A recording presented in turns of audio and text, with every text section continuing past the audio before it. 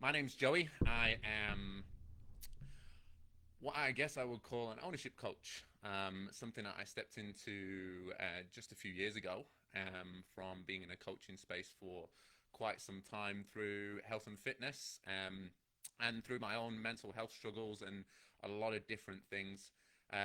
This is a path that I followed myself and something that I found great success in. And I have the very, very, very privileged life of being able to teach this and to share this with others too, as I'm sharing here with you today. Um, so I'm going to do this a little bit differently than I normally would. So I hope you enjoy it, and here goes.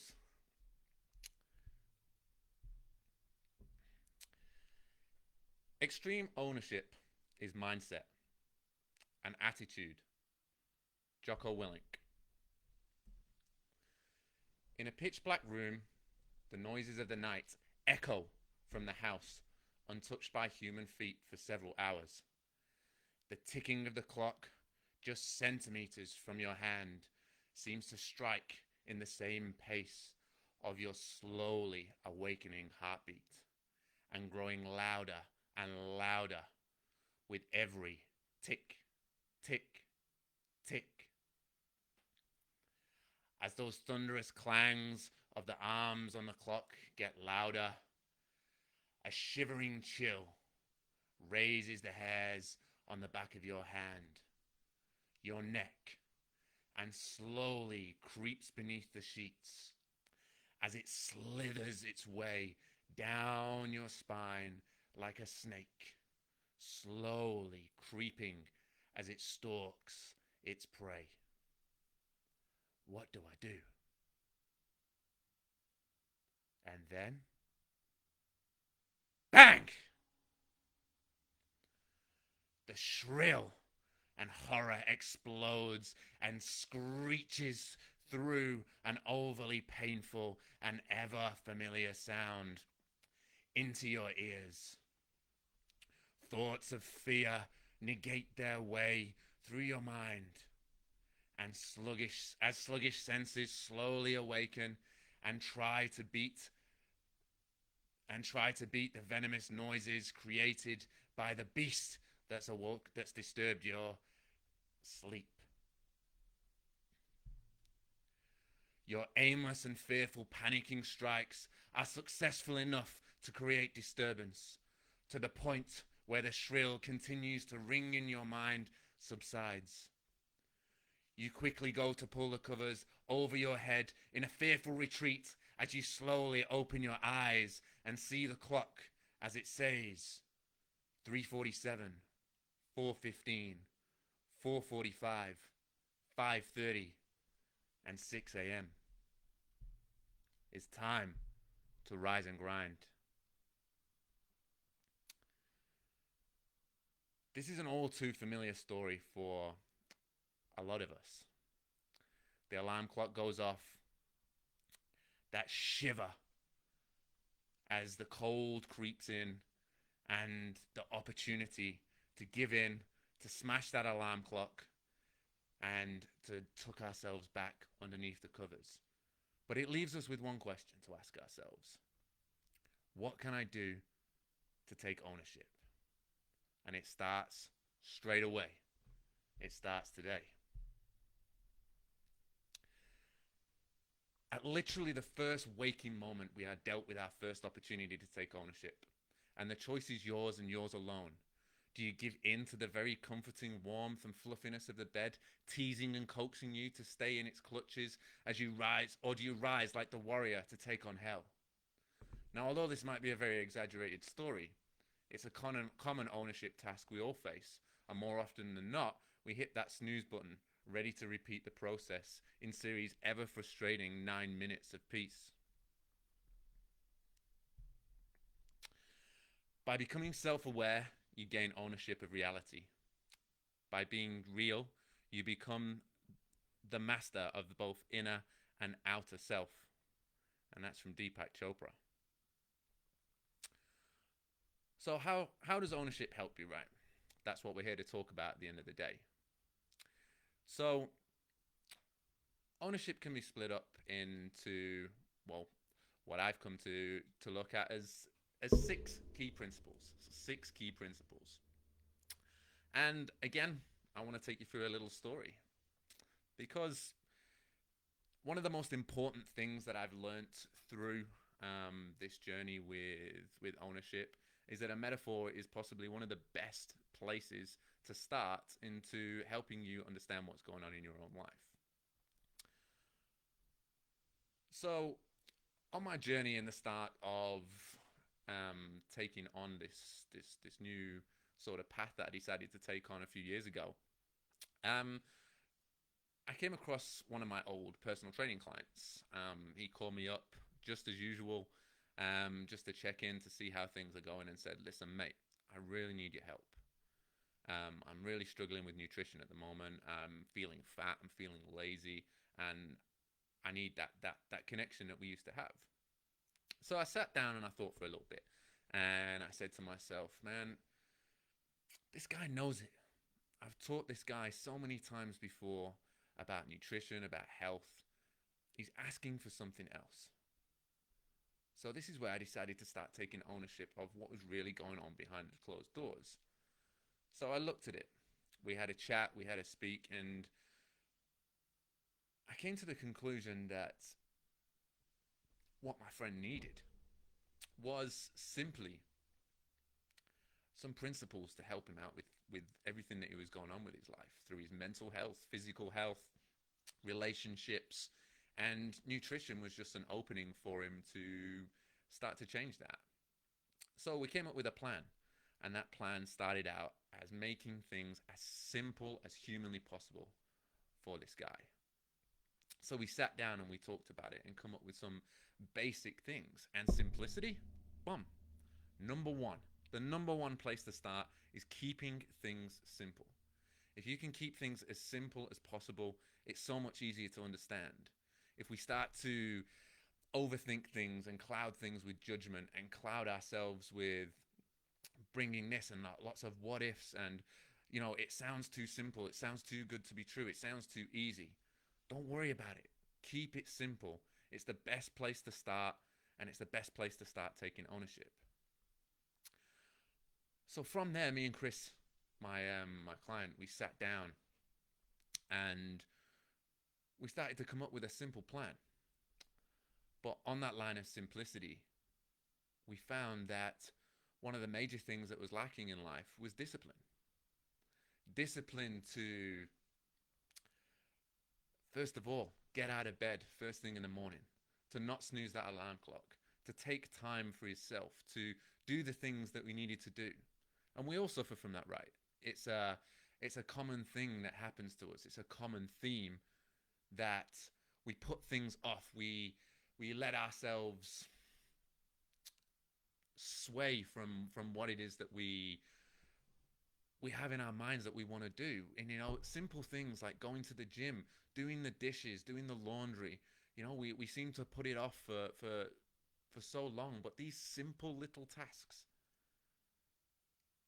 are what can help you to start take control. And if you stay disciplined in them, like creating a disciplined morning ritual. So as soon as that alarm clock goes off, we keep it simple. We get up, we put our 2 feet on the ground, we wake up, we get up and throw ourselves straight in the shower, a nice warm shower to get the blood flowing, to get ourselves feeling good. Keeping it simple and staying disciplined. Looking after your health, staying disciplined, doing the things that you might not want to do. First thing in the morning, getting them out of the way, staying disciplined. And with this discipline brings me to number 3. Being selfish, but being selfish without ego. So we all look at things from, especially when we say the word selfish. Selfish is it's something that's looked upon as like it's greed. It's something that we hold for ourselves. And to a degree, yes, in this principle it is. It's something that we hold for ourselves. But we're not doing it with an ego as to hide it from the world. We're doing this because it's what we need to do fundamentally to look after ourselves. So in my little story with my client, with Chris. We started looking at things. It's like, okay, what does Chris want to do? What does he want from his life? What is he missing out on? Keep it simple, staying disciplined. And we found that one of the big things was he didn't have enough time to read.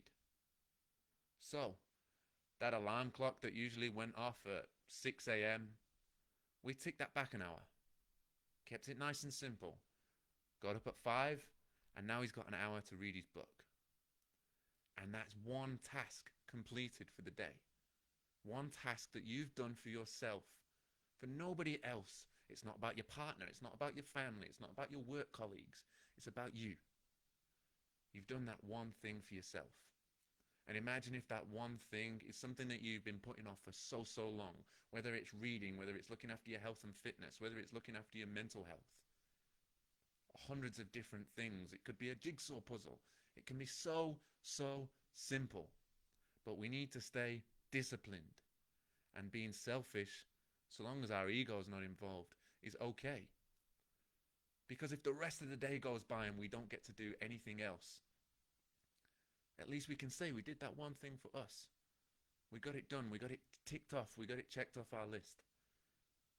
And we can go through our day just that little bit happier. So we've got this beautiful platform creating already. And what's happening now is, yes, it's hard, but it's simple.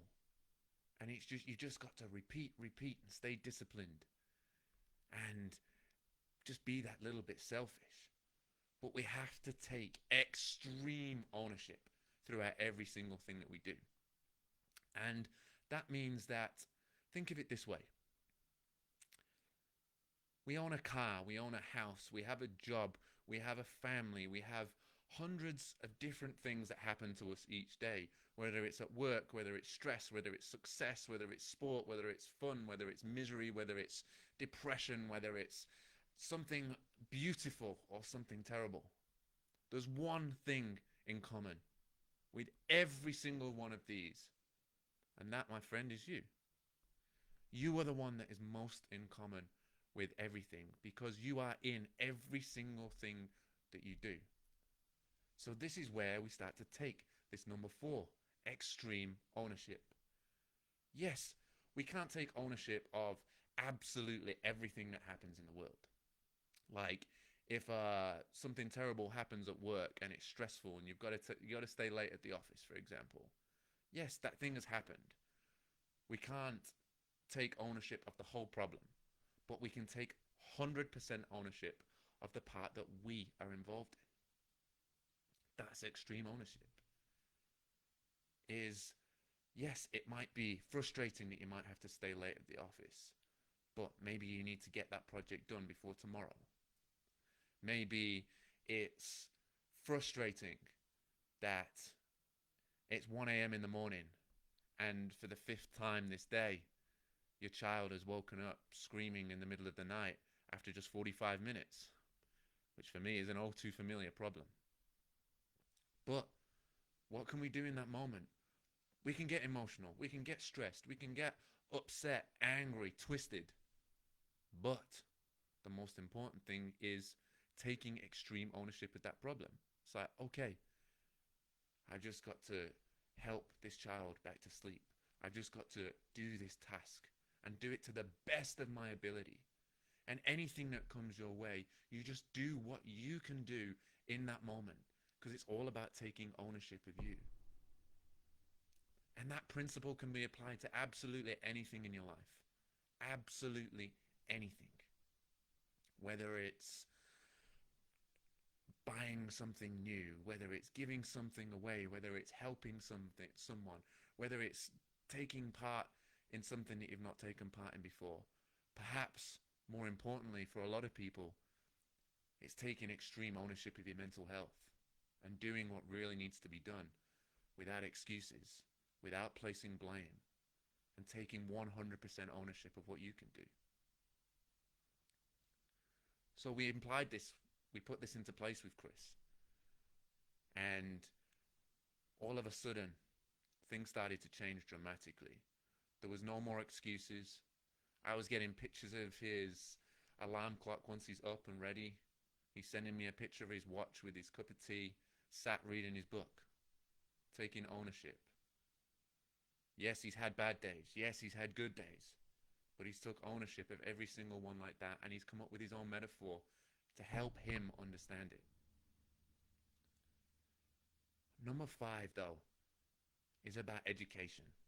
One of the most important things in ownership is staying educated, learning from absolutely everything that you're going through.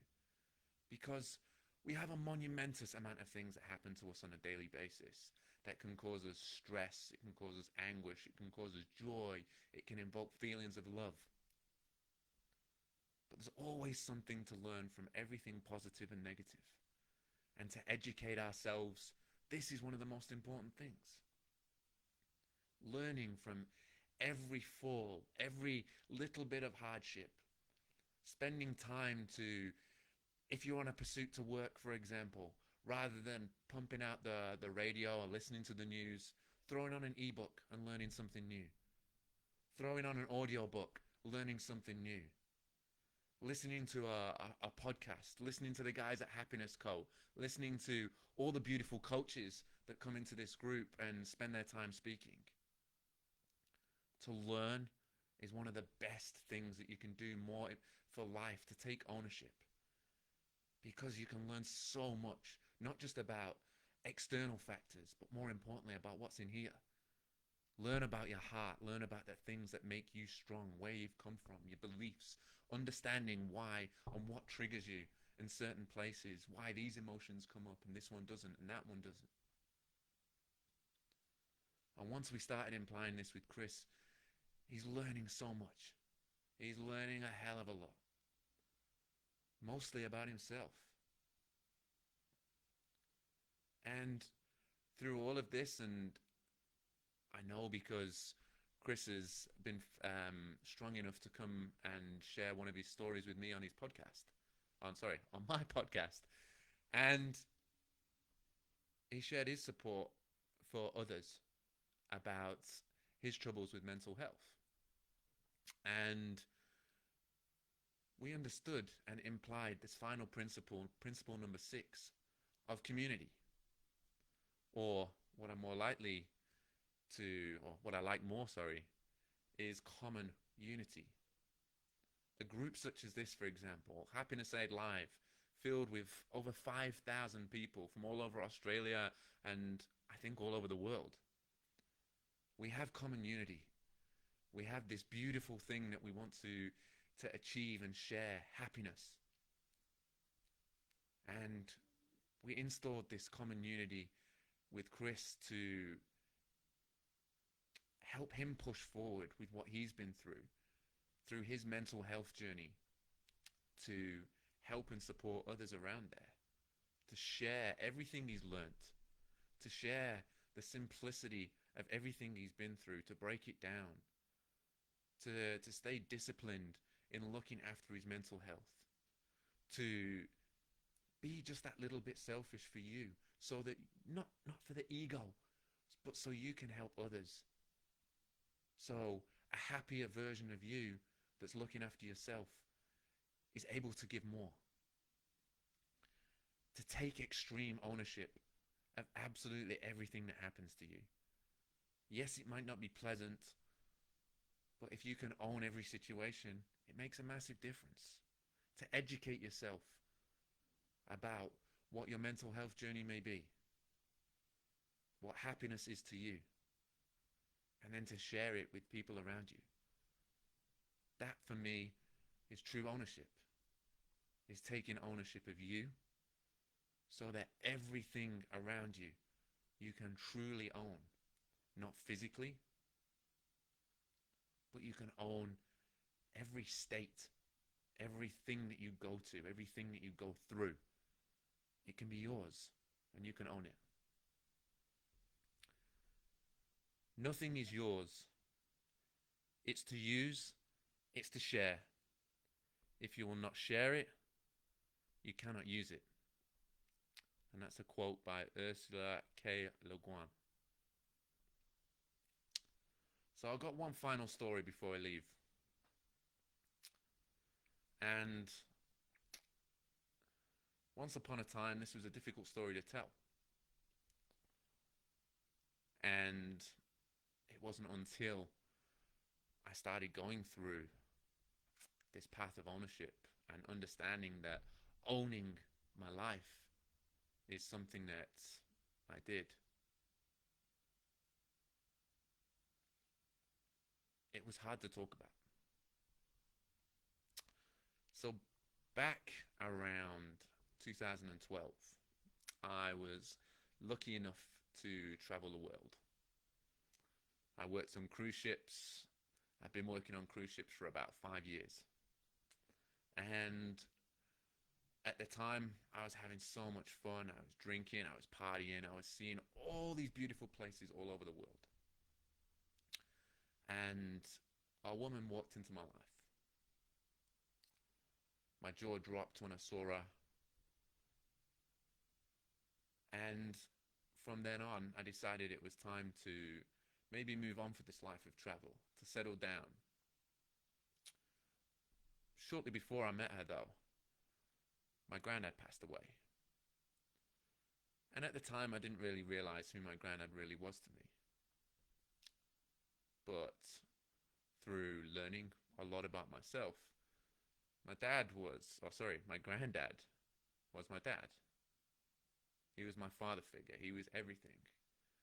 Because, unfortunately, and I know there's a lot of people that share this, my dad didn't want to be any part of my life when I was a baby. And unfortunately, when I was 5 years old, we found out that he passed away. So my granddad was everything I knew about being a man. My granddad he was my hero.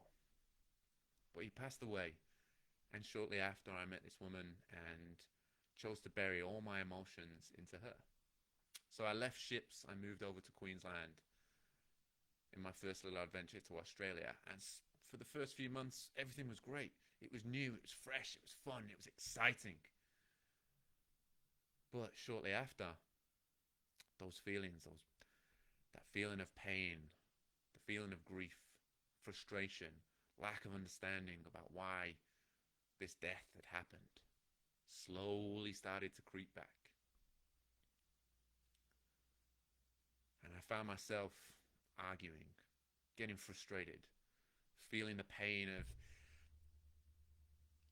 that death in every single thing that we did. And my frustrations came out in verbal abuse, pain, suffering, trauma, crying, stress, and lots of arguments with this woman that I'd moved over to Queensland with. And I chose then to follow a pattern that I'd followed for years and years and years before, which was to run away, to come up with an excuse to get the hell out of Dodge and to run for the hills. So back to the ships, back to travel it was. And I left this poor girl in Queensland with a promise that I would return with absolutely no intention to. So I returned to ships and played the game for a while of pretending that everything was okay, that I would come back, and I found my way to the crew bar more often than not. Partying and alcohol became my best friend, and I think it was possibly maybe 3.5 months. I'd been to the bar every night and got written off absolutely every night. And one night, I was actually sat by myself drinking, and the girl I'd met on the ships was over across the other side of the room with her friends, and we weren't dating. It was just a friendship that was blossomed eventually into something different.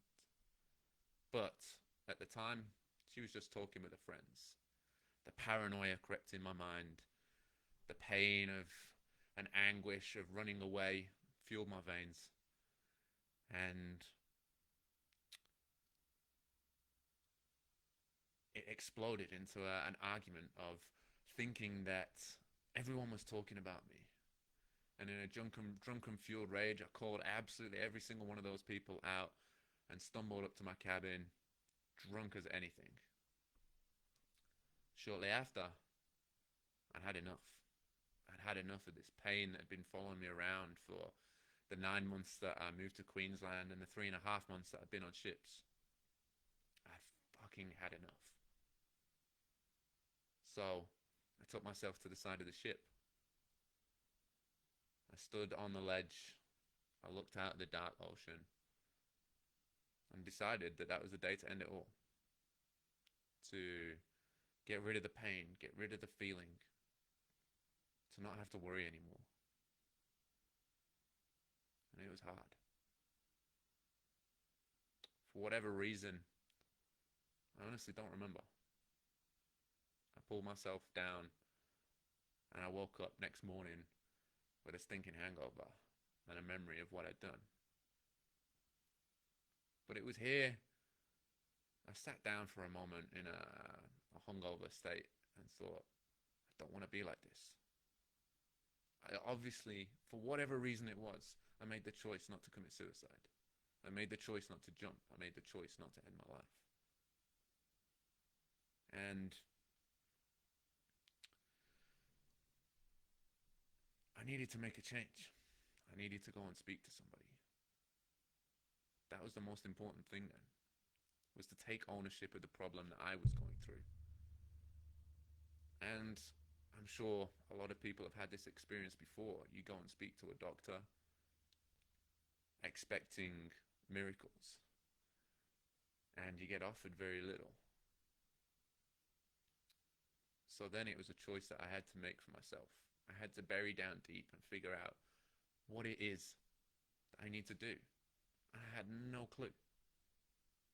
All I knew that is I wanted to feel better. I wanted to get better. I didn't want to feel depressed anymore. And I definitely didn't want to be in that position where I wanted to commit suicide again. So I took one small simple step of heading back to the gym. And that was it. I took one simple thing, stayed focused. I stayed disciplined. And that discipline started to give me the freedom that I needed to feel better, to feel like I belonged to something, belonged to something that was a little bit bigger than myself. Not massive, but I was owning something for me. And slowly, yeah, I was selfish. I cut friends out. I cut my going out to the crew bar and socializing and talking to people that wanted to talk to me. I buried myself in my cabin, and all I did for months on end was work, eat, train, and watch movies. And I started to own the little things that I needed to do. I started to get slowly better. I started to slowly feel better because I was taking ownership. Not extreme ownership at that time, but I started to take ownership. And I was learning so much. I was learning a lot about my body. I was learning a lot about the way my body worked, how working out made me feel. And after I moved to Australia, I was lucky enough to share all the things that I'd learned with my community at my gym, at the place that I made a home here in Perth in Australia. And have those thoughts come across my mind as suicide again? Yeah. I can hold my hand up and say, they happen every now and again. But because I have this principle of ownership, this idea of taking ownership of myself through everything I do, and I slip up. I slip up on the daily. I make mistakes, but I can go and switch, turn it on and go, okay, how can I take ownership of this? What's happened? Because happiness is important. I deserve to be happy. You deserve to be happy. Everybody deserves happiness in their life. They really do. And one of the biggest things that I've found, and it's proof in the teaching that I've been able to do with the clients that have come and followed my little journey. I mean, it's obviously it's a lot more than just these 6 key takeaways, I guess you could call them. But being able to take ownership of everything you do gives you that feeling of control that you don't seem to have when you feel depressed, when you feel down, when you feel suicidal. And once you start to take ownership of you and look at you only, being selfish, but to be selfless, being selfish not to have everything, but being selfish to create a better version of you, a happier you, that can come home to your wife, your children, that can spend time with your friends, that can give time to other people, like the great people at Happiness Co do. That's ownership. You're taking ownership of you to take ownership of everything that's around you. So I want to leave you with one last quote before I go. The ownership you take is the life that you live. The ownership you take is the life that you live. And thanks to a good friend of mine, I came up with that yesterday. I've no idea whether it's been said before or not, but I believe it. The ownership you take is the life that you live. Because if you can take control of everything that you are involved in, and you can take ownership of every emotion that you have, every feeling that comes through, you can really live the life that you really want to. Don't get me wrong, it's tough. It's a long, hard road, but you can do it. Take those little bits of action, move forward, take ownership of you, and take ownership of everything else. Thanks very much for tuning in, guys. Sorry I went a little bit over on the half hour, but I'm happy to stay and answer any questions for 10 or 15 minutes if anybody has anything. It's been really nice to actually to come and talk to you guys. This opportunity was offered to me a very short notice, and you know, again, it's this idea when you're thrust with opportunities, especially something that you're passionate about, that you have strong values towards, that you feel strong about, something that you want to do. It might scare the absolute bejesus out of you. Normally, I'd swear in that position, but it might scare the absolute bejesus out of you. But if you can take ownership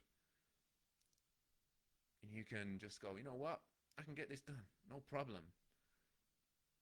You too can own yourself, and you know, if sitting in front of an audience of 5,000 people is something you're interested in, you can make that happen. All you need to do is own you. Thanks very much for your time, guys. I've not seen any questions come through, but if you do happen to watch this on the recording afterwards, feel free to shoot through any questions in the comments or send me a personal message. More than happy to answer any questions that you may have, or any queries or anything that comes up. But thanks so much for listening, guys. It's been a privilege and a pleasure to present to you guys at Happiness Aid Live. Thanks for the Happiness Co for the opportunity, and thanks for you guys for tuning in and watching. Peace out, guys. I love you all, and hopefully I'll see you again soon.